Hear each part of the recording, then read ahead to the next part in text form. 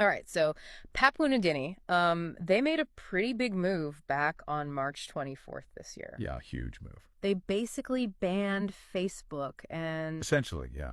it sounds kind of extreme, It does it. doesn't it? Yeah.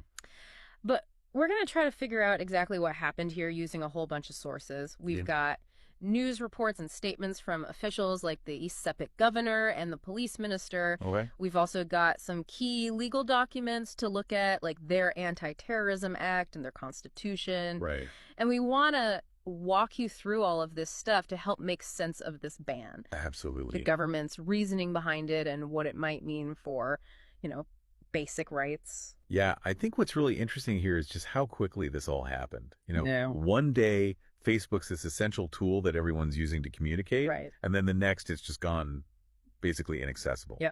And the government's confirmed this, right?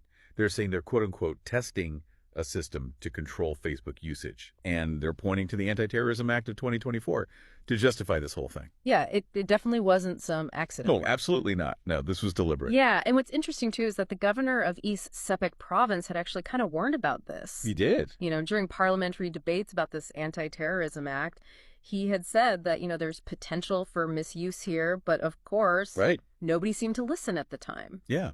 It seems like his concerns were just dismissed. Yeah, and now that the bans actually happened, he's like, okay, so what freedoms are going to be taken away next? Right. What's next? And he even went so far as to quote the police minister who said that this Facebook ban was just a test, Oh, wow. step one, and that they have basically limitless powers under this act. Hmm. So the governor's kind of assessment of the whole thing is that, Yeah.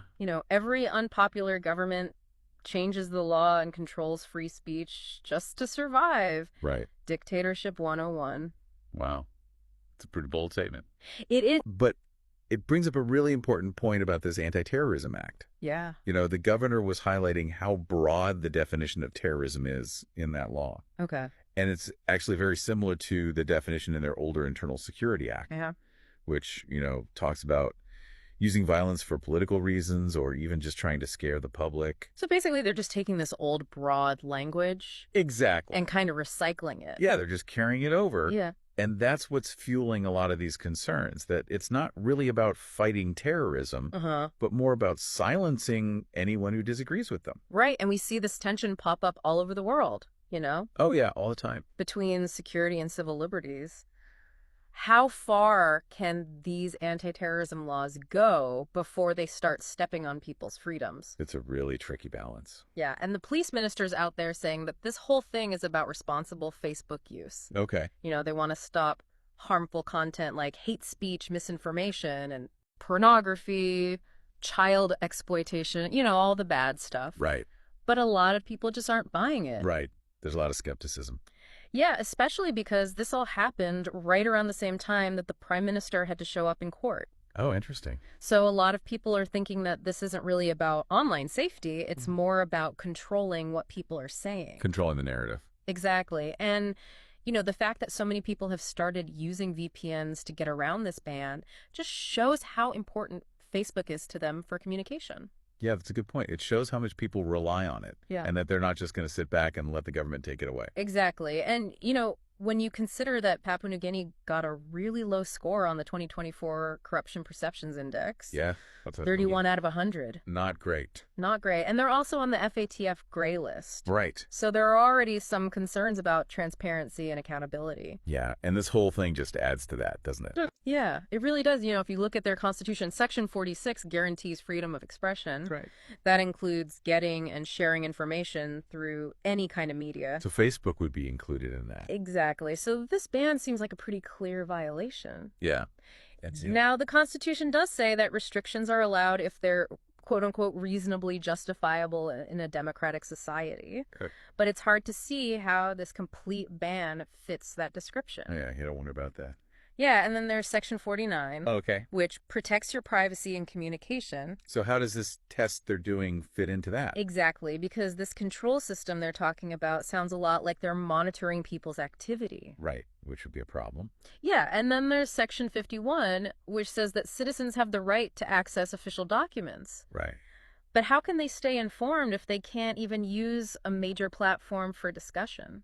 That's a good point. If you shut down the space where these conversations happen, People can't engage with the information. Exactly. And then you've got the Protection of Private Communications Act from way back in 1973, Oh, wow. which says you can't intercept people's private communications without their consent. So this monitoring system could be a big legal issue then. It could be, unless law enforcement has proper warrants. Right, of course. But then there's also the Cybercrime Code Act from 2016, Okay. which also talks about illegal interception, but it's got these really broad content offenses that they've used against people who criticize the government. So it's kind of a double-edged sword. Yeah, and the Supreme Court actually upheld its constitutionality, so...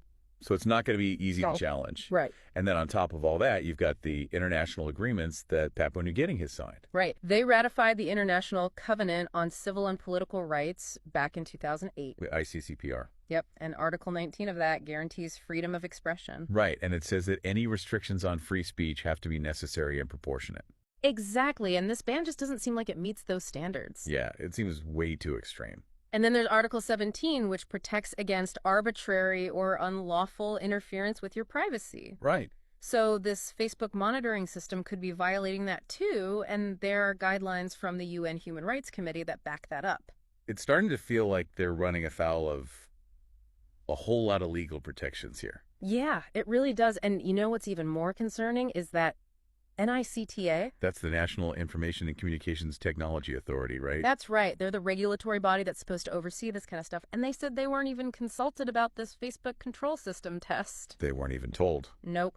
So it's not just about legality here, it's about transparency. Absolutely. It looks like they just completely bypassed the proper channels. So essentially, we've got a government using an anti-terrorism law to control a platform that people rely on for communication. And that raises some serious concerns about freedom of speech privacy and whether Papua New Guinea is really committed to democratic principles. It really does. And it makes you think about the bigger picture. You know, in this digital world we live in, what does it mean for democracy when a government can just shut down access to information and communication like that? Right. What are the long-term consequences, not just for Papua New Guinea, but for digital freedoms everywhere? Exactly. And this is a story that's still developing. Yeah. So it's important to understand all of this context as we watch to see what happens next. Absolutely. Things get very interesting. Yeah, they could. So stay tuned. Absolutely. All right, that's it for our deep dive today. Thanks for listening. Thanks, everyone. We'll be back soon with more. Yeah, we'll see you next time. See you later. Bye.